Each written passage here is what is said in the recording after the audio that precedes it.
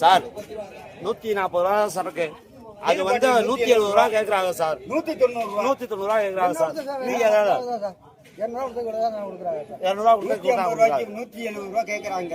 170 ரூபா பாட்டில் அதெல்லாம் முடியாது அப்படின்ட்டாங்க. 10 ரூபா வெளியே போங்கிறாங்க. வந்து தகராறு பண்ணி 20 ரூபா வாங்கியிருக்கேன். இதுக்கு முதல்ல கொடுக்க மாட்டேன்ட்டாரு. கேட்டா எனக்கு ஆர்டர் வரலங்கிறாரு அந்த சைட்ல உள்ளவர். இது வரைக்கும் அப்புறம் இந்த காசு இதுக்கு முன்னாடி எங்க போச்சு?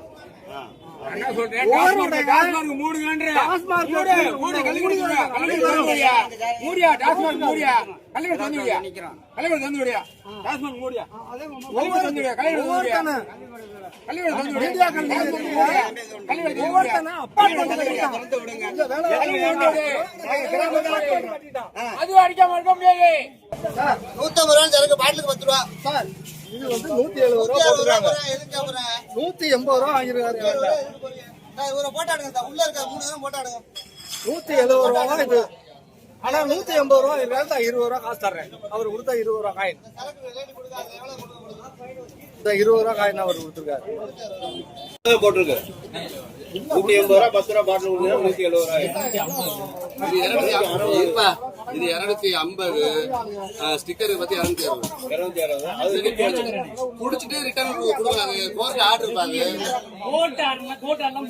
இல்ல ஸ்கேன் பண்ணாவே அதுல 10 ரூபா கூட வந்துடும். பேசாம இருங்க. 260 ரூபா தான்.